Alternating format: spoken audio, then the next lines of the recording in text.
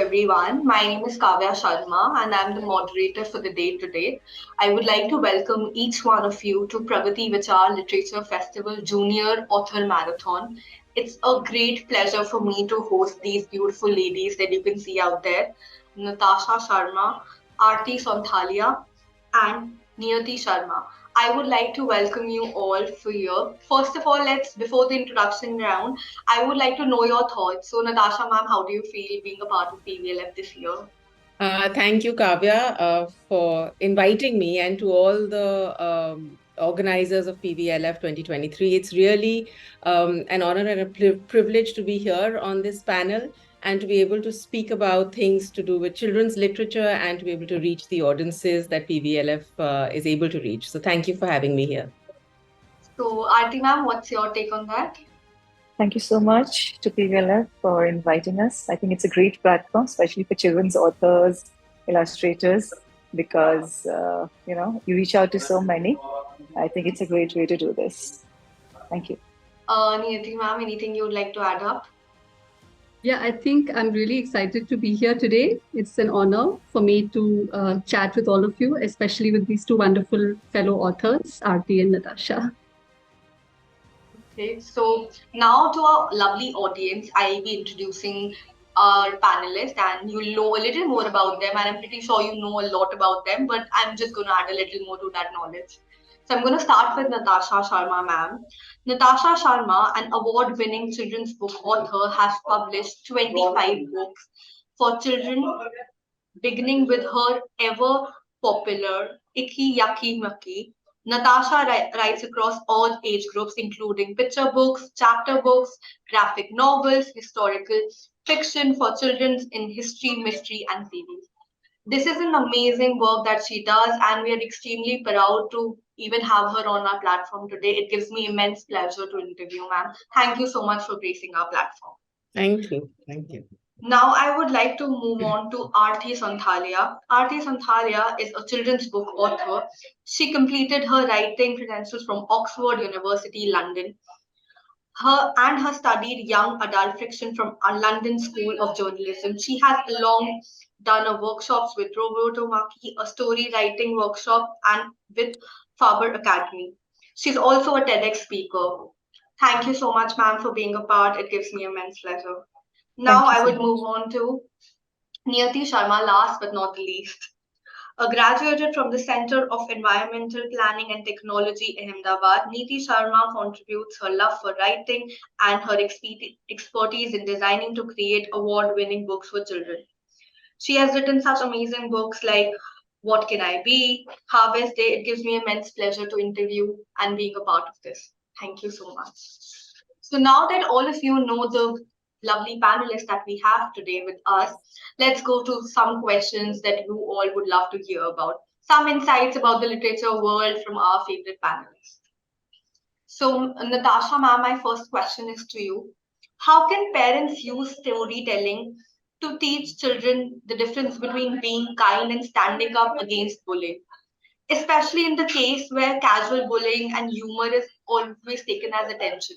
Sometimes children face the fact it's very difficult to stand up against bullying. So, what is your take on that? Thank you, Kavya. I think that's an important question to address. And I would first like to say that I think being kind and standing up against bullies are both interconnected in both requiring empathy and an ability to think and do the right thing in that moment.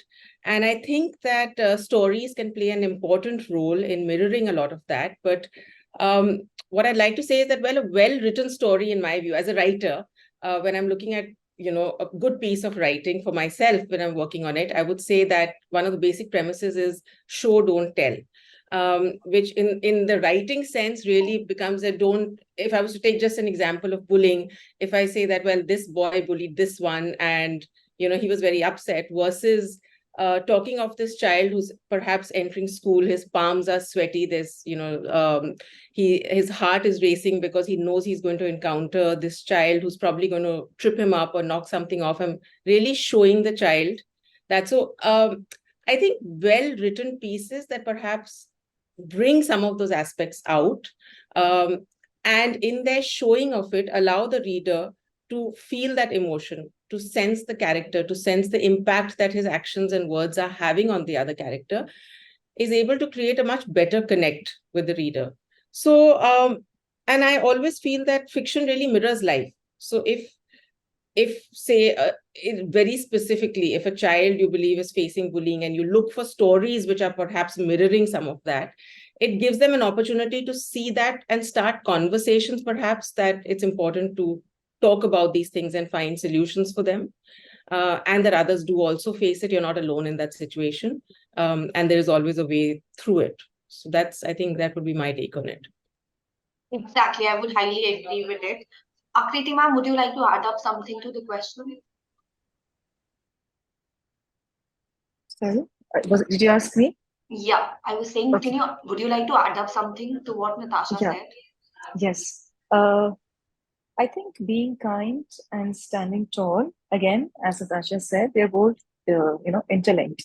Being kind is how you behave with somebody else, how your behavior is towards somebody. And standing tall is about resilience, about character strength, about integrity. Uh, we need to, as the question was that how can parents tell children the difference between the both, being not being unkind or being kind, and again standing up.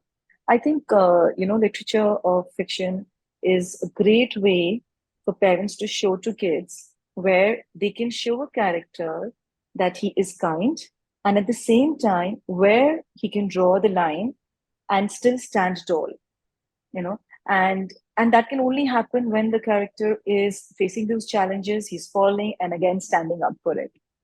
So I feel that these two tools are very important, and only with experience the child is going to learn where to draw the line between being kind and standing tall. I think that's my take on that. That's it. Niyatee ma'am, would you like to add on something? Yeah, I think I would like to add that, yeah, I think when children read books, they often discover themselves or others into those books that they're reading. So often, like some incidences which happen in school, which they don't know how to really react to, but when they've read a good book where the main character sort of stands up against a bully himself or herself, or helps a third person, a second person or a third person. So I think these examples become very powerful in terms of empowering the child reading it, because when the child sees that, how the character stands up against the bully and empowers himself or herself.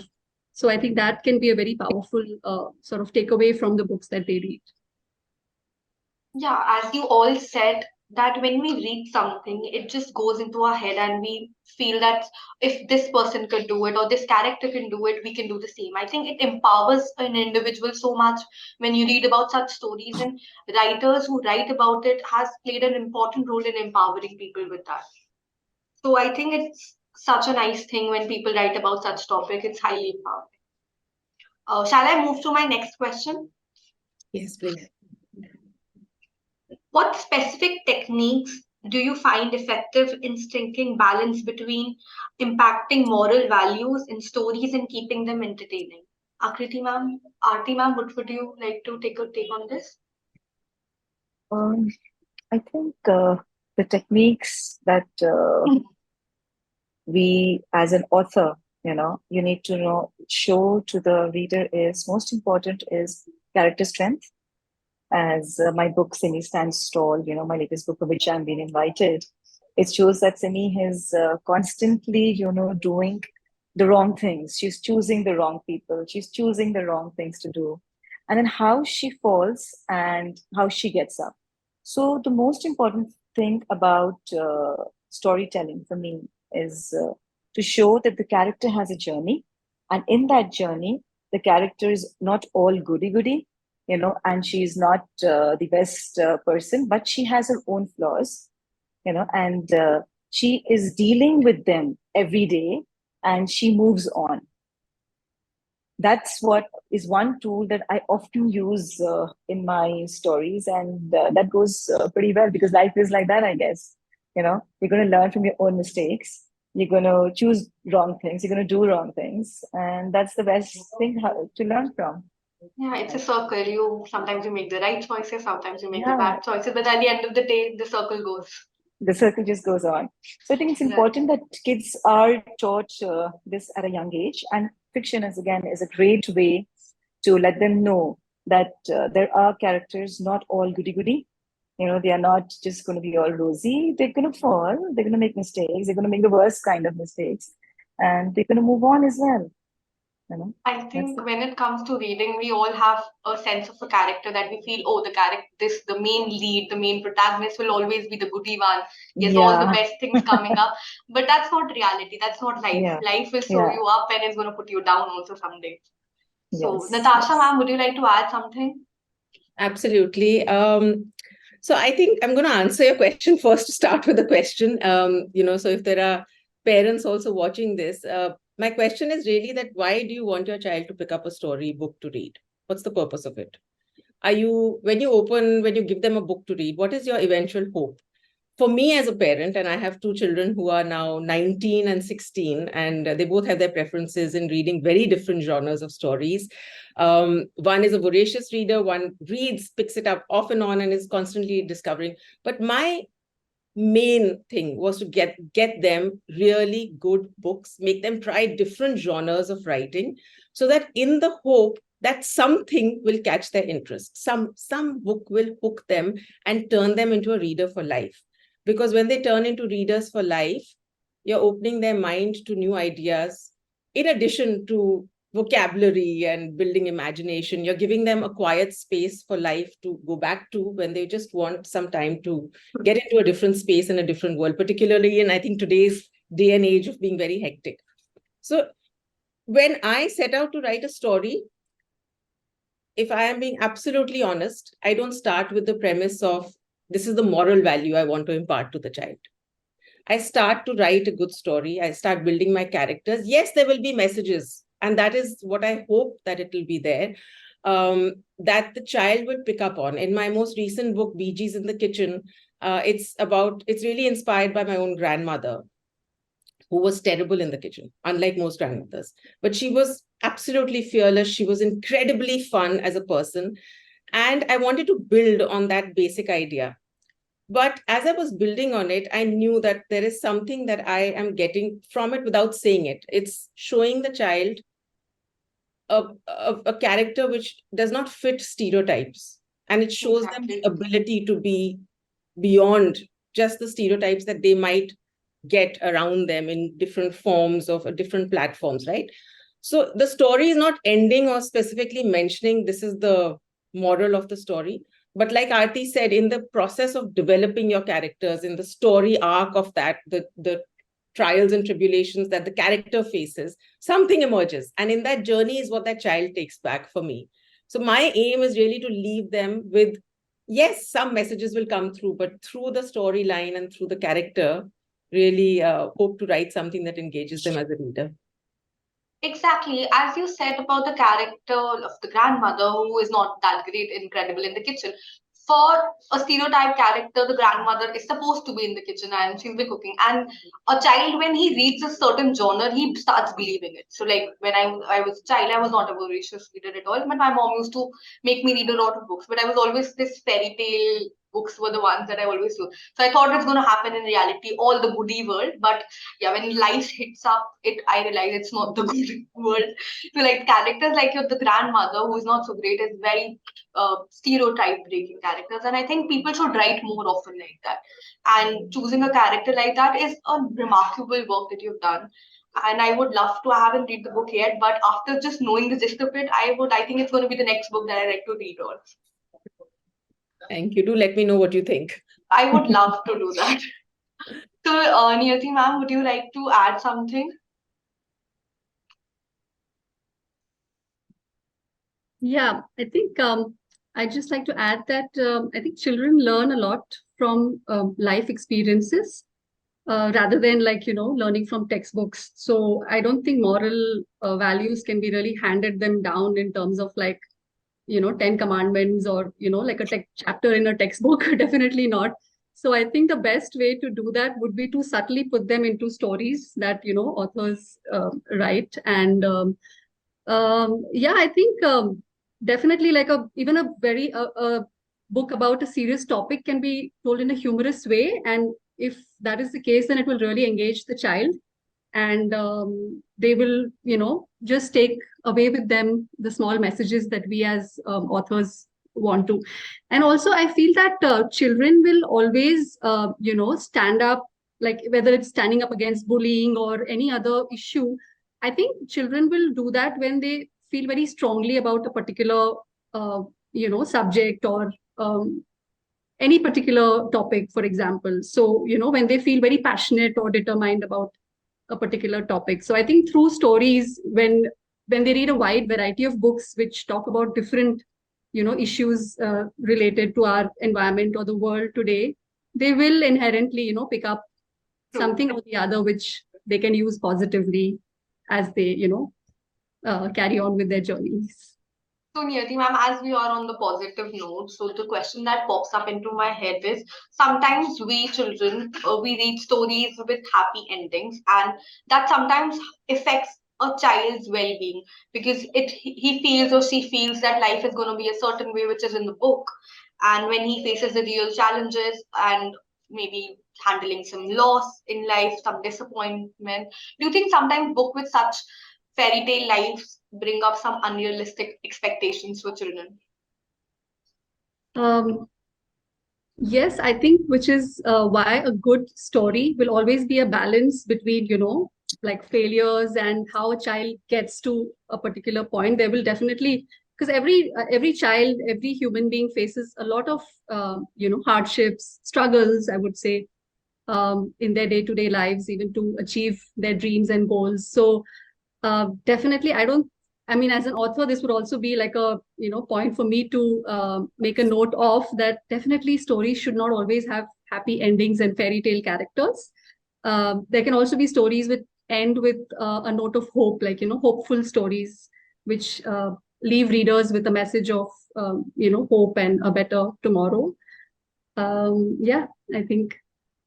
So as we are talking about like the authors taking a note for the fact that they can have a book with a realistic ending, but do you think sometimes book with not so happy ending might not perform as well as a book with more unhappy ending? Do you feel as an author does that affect you while you're writing sometimes? Like how will the book perform? Um, I don't think I've written a book which doesn't have a happy ending, but yes, a book where the protagonists face a lot of struggle to get there. So it's not like the first attempt they try and, it's all happy and it works out. So yeah, there are like a few tears shared somewhere, and all of that happens. And I think which is a part of, I think a good book. Yeah. Arti ma'am, would you like to add something to that? Yeah, I think Niyatee's put it up so well.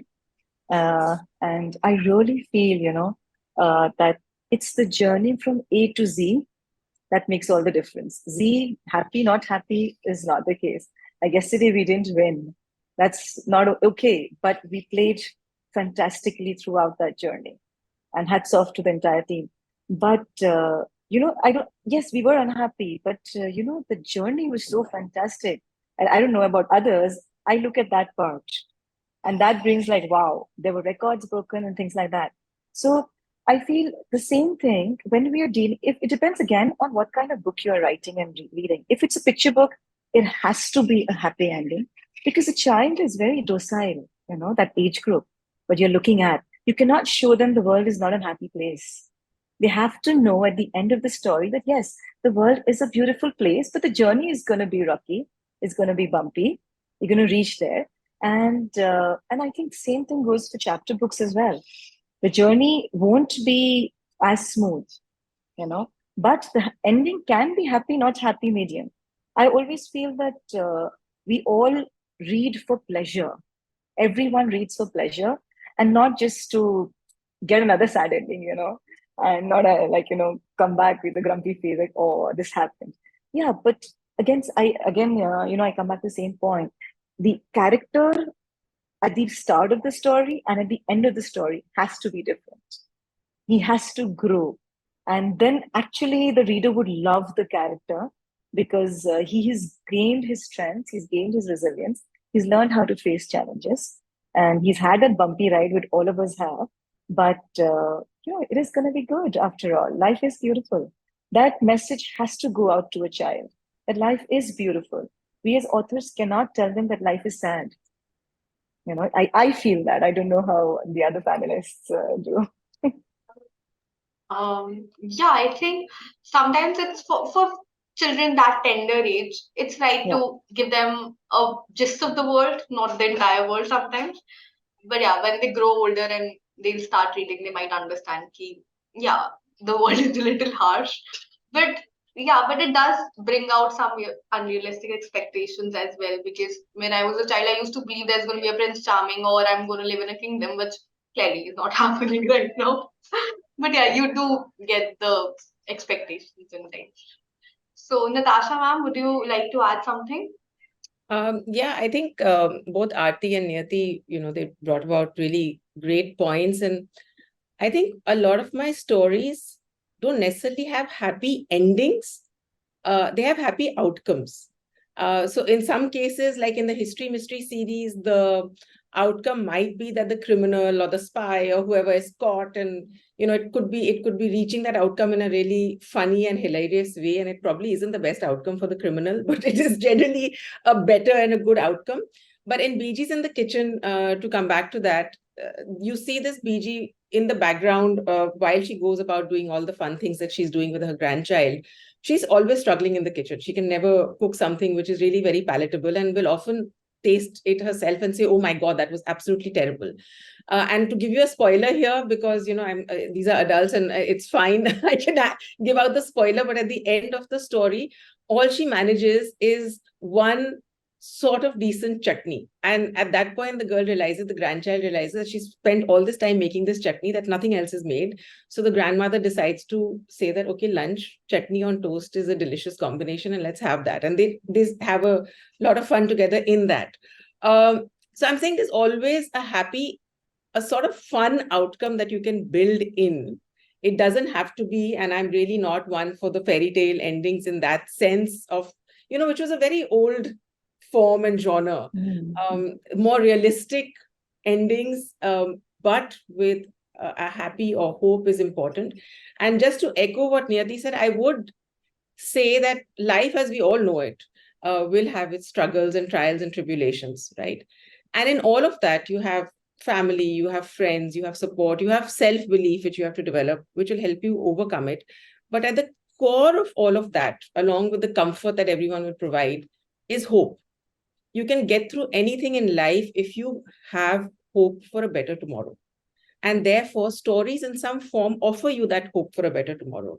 They offer it to you sometimes in shared experiences and seeing characters overcome those tribulations to get where they are. They offer you that hope. And I think that's a very necessary thing for human beings and for children who have a long life and road ahead of them, to know that, there's always something that can happen and will happen and things will change. So I think that's really important. That's the part that makes you believe, yeah, that at the end it's going to be fine. So, a little question that is not a slightly different question. I don't know. People must have asked you a lot. I think it's a question with a conjecture, all of you. So, Niyatee, ma'am, what is that one book in your life that you feel I got a little inspired by? That one book to you that inspired you?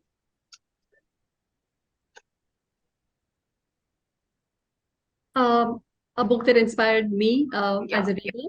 Okay. I think in terms of I think children's books. I mean, there are so many that come to my mind right now. It's so difficult to pinpoint. But I think in children's books, I really loved the book called The 100 Dresses. It somewhere connected me deeply. Although it's written many years ago, but I think even a child reading today can connect with it. And it just shows a lot of empathy and, looking at basically how you can connect people from different backgrounds in your life. So that's the one book. And I think among adult books, I would say the one book that comes to my mind is The Book Thief. Again, that book really touched me in the way it was written. And of course, the topic, I mean, all of us know what a deeply, I would say, emotional topic the Holocaust is, right? So, yeah, I think these two books that come to my mind right now. And Arti ma'am, what is your book that inspired you? So, as an author, like to write books, it was always Enid Blyton books because that was available in our library to become an author. So, I was so enchanted by her books. So, like, oh my God. And as an adult, I love the book Siddhartha by Hermann Hesse. It's a fantastic book. It's a lovely journey. These two, this is, I always keep it like it's always on my bedside. You just open any page and read from anywhere. That's it. Natasha ma'am, what about you? So I'm going to speak specifically in terms of just children's writing, and one of them that really touched me was The One and Only Ivan by Catherine Applegate, which has this gorilla and it's told in his voice. And I think I must have read that book twice over, if not more, because I was absolutely amazed at how I felt I'm really inside the head of this gorilla when that writing was so spot on. So that really stayed with me as a book. And just in terms of an overall genre of writing, so I like writing stories with humor. And a lot of authors, of course, inspired that part of it as well, that I look up to at how perfect they are in getting the humor spot on. And I'll mention a few which are largely picture books, because that, when I started out, was one of my, and continues to remain my favorite genre to write. Oliver Jeffers, Emily Gravett, I just find their ability to get to the heart of the story and build that humor is phenomenal. And in India, I would say Anushka Ravi Shankar, she's absolutely wonderful at it. So I really look up to them in terms of their writing. So now I know all your favorites, so I'm going to make sure that I read them. I think it was a personal question. Yeah. Okay, next question is for Niyatee ma'am. So in your recent book, Mahalakshmi Will Go to Mysore, you explored complex topics like friendship, colorism, discrimination, unity, creativity, and recognize true talents.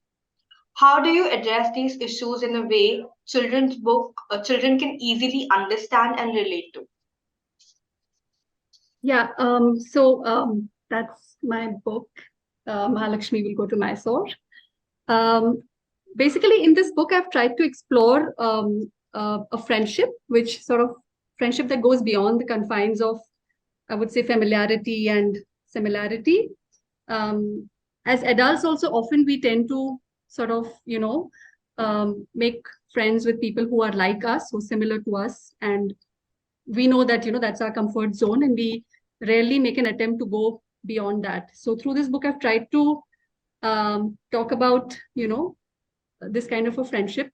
So the two protagonists of my book, Mahalakshmi and Ira, they come from different backgrounds. They're very different from each other.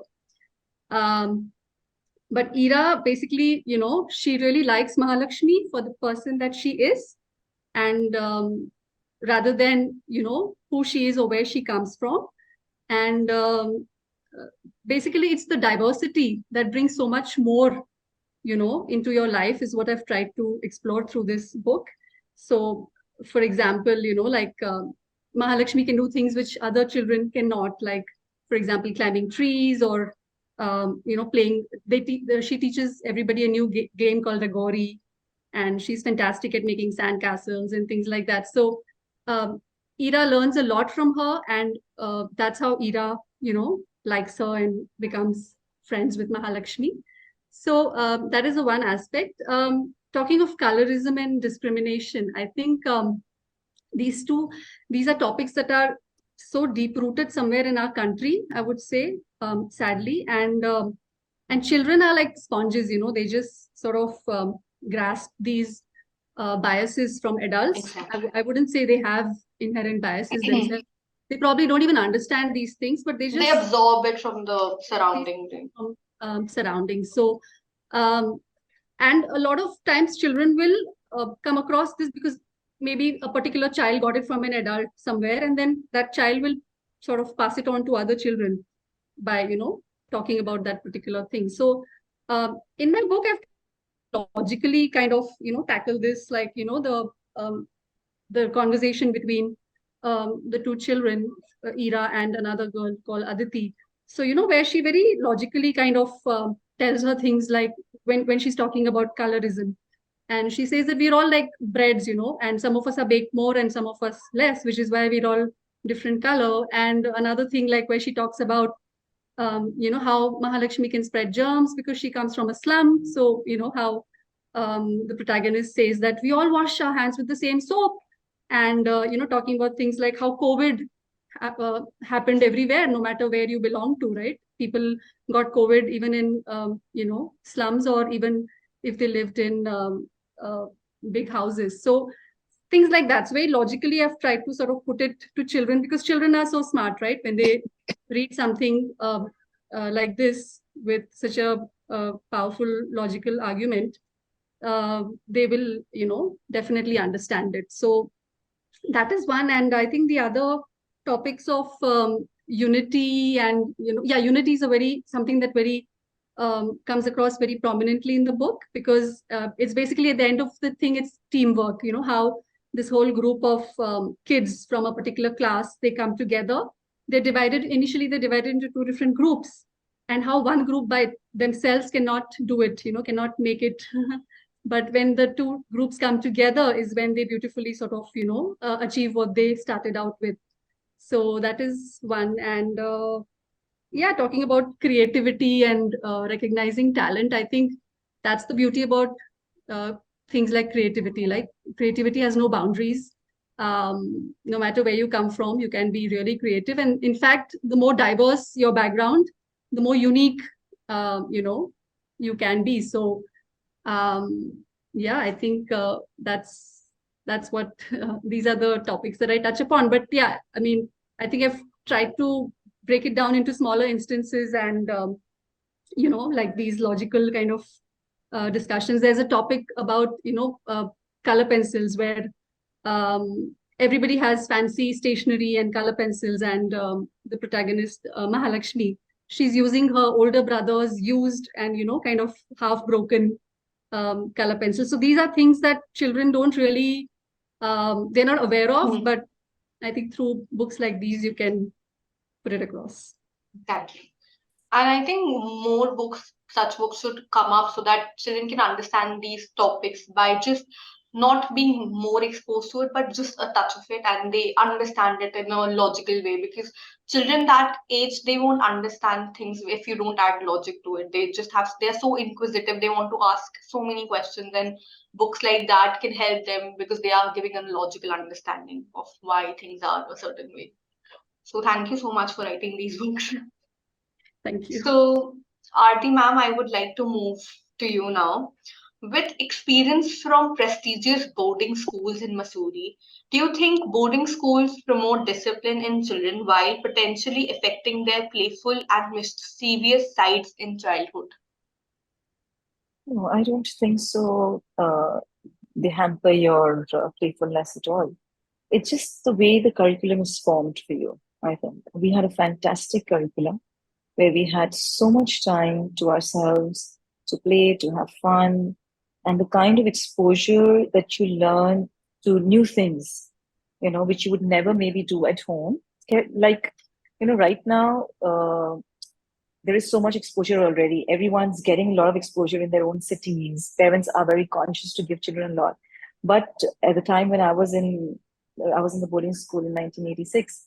That's the first time I went there, and it was like, you learn everything under the sun. Of course, you're a master of all, but you are a jack of all.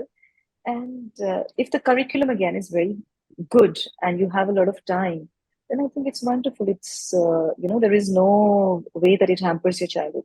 And I always believe that it's how you are treated when you come back home by your parents if you're in a boarding school.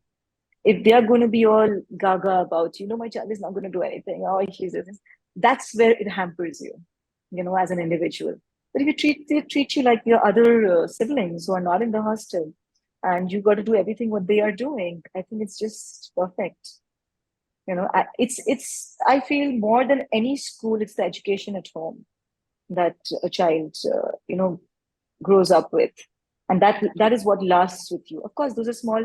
A lot of stuff I've learned from my school, but just wouldn't go out of me even if I tried to. It's just instilled inside me, which of course I love also very much about. Like being an author as well, So we had a fantastic library in my school, and we were exposed to a lot of books, a lot of books. No Indian authors, of course, but yeah, all foreign authors. But I think if I was in this, I was in Assam, I was born there. If I would have been there, I would have never been exposed to a library also, maybe. So it was it's a great thing, You're exposed to a lot of facets of life. But again, today I don't know how boarding schools are. So parents, if they're watching, don't take a nasty decision and put your child in a boarding school. It's very different from my times. Very, very different. Yeah, so I cannot say that, but it's a good curriculum will always build up into the child. You'll become disciplined, and of course, your share of fun is crazy. After lights off time, you're doing everything. You're making Maggie in a cup. You make Maggie in a way that nobody in the world can make it. With hot water and crushed up into the packet itself. So the playfulness just doesn't go. If you are naughty and having fun, get ready for the punishment also. It's okay. So it doesn't affect your playfulness at all. You make friends that last you a lifetime. It's like, it's beautiful. Boarding school experience. It's a full journey and a roller coaster of memories that you can never Yeah. flush Yeah, it's out a of your bag of system. memories that just doesn't get over. Yeah, it's always in your system. You can never let it out. Yeah, absolutely. So moving forward to Natasha, ma'am. As we know, you've switched from a corporate job to children's author. It seems like a very bold move. And did you ever feel lost during this journey or this change? And how did you basically handle the challenges of juggling up from being an author sometimes to a corporate professional? So, what do you think about it? Well, one, it feels like it was a lifetime ago, which makes me feel very old right now when I think of it. But yeah, I was terrified. I was absolutely terrified. I think the move had, there was a lot of uncertainty. And a couple of things happened. I ended up moving cities. And at that time, I was expecting my first child. And writing had always been a constant, but I'd never really thought of getting published or writing children's literature. And I think a year after the move, when I was deciding whether I get back to the corporate world, that time and space had given me a perspective at that point that it was not something that I wanted to do, at least immediately at that point. And my writing had been increasing all the time, and I felt that I wanted to try my hand at it. I got back into children's literature with my child, and I'd started writing stories, and many of them didn't get published. I got rejected with the first few, which I'm very thankful that they didn't, because now when I look back at them, I'm like, oh my God, they were rather horrendous. But I think it was one of the stories, and my family was like, this is really good. You should consider getting it published and all of that, right? And it was just the seed of the idea. But the fact was that I said, okay, why not? Let me explore this. And I'm really enjoying it. So let me really get into the nuts and bolts. And I decided to any workshop I'd come across, and books that I could find on the nitty gritties. I wanted to write picture books on understanding, right from page turns to, everything, the character development, the plot development over the story arc, and all of that. Started studying it for myself. And literally try to grab hold of any opportunity that came my way. There was a event called How to Get Published, which was I live in Mumbai. It was at the Kalakola Literature Festival. And the speaker was this lady called Anita Roy, who I just knew that, okay, this is the title. I didn't even know which publishing house she's from. And I went, and she was at that time the children's editor of Young Zuban, who were doing lovely, lovely stuff. And at the end, one of the things she said was never miss an opportunity to pitch someone in person. So I went up to her at the end of it and said, well, I've written this collection called Iki Yaki Maki of poems, and I'm pitching it to you. And this is the basic premise of it, right? And she got intrigued. She said, well, I like the title, send it to me. And after 6 months, so I also discovered that writing is a game of patience. She wrote back saying, I love the concept. It doesn't work as 5 poems, which is what it originally was, on 5 different horrible habits.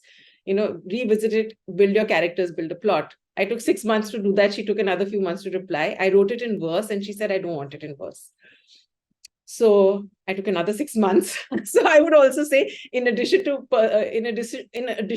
patience, it needs perseverance and determination to get it to go your way. But I think what happened was, of course, there was fear, there was uncertainty. I remember I was once like, are you like, then just jump in and, we'll figure it out along the way. And I realized I'm having so much fun writing. I would wake up every morning eager to get to my desk to start writing. If you find something like that to do in your life, and if your situation permits it at that point of time, because very honestly, children's literature doesn't really get in the bacon, then it was just something that I wanted to do. And I was like, well, even if I get back to the corporate world, I know I'm going to be doing this all the time alongside, So luckily, that was the first book. And it's been, I feel lucky that I could release Bee Gees in the Kitchen with Duckbill as the 25th book recently. So that's been a fun journey, but yes, tremendously scary at the start. And the only thing I'll say is that with every single book I write, I still have the same fears and doubts. Is it good enough? Should I send it to a publisher? I think that never changes. Yeah. Thank you so much, all you lovely ladies, for joining us today. It was such an amazing session and it was so insightful. I think I learned a lot and I got a lot of book recommendations. And Natasha, and about your book, I am really intrigued. I am looking forward to read it as soon as possible. And thank you so much, Arti, Niyatee ma'am, for being a part of it. It just meant a lot. And all the experiences that you all shared meant something to me for a longer run. So thank you for being here. Thank Thank you so Bye. much you for here. having us. And Thank thank you. you, Arti Thank you, and Nidhi. It Niyati. was Thank you, fun to Natasha. have this Yeah. conversation with you. Bye-bye. So.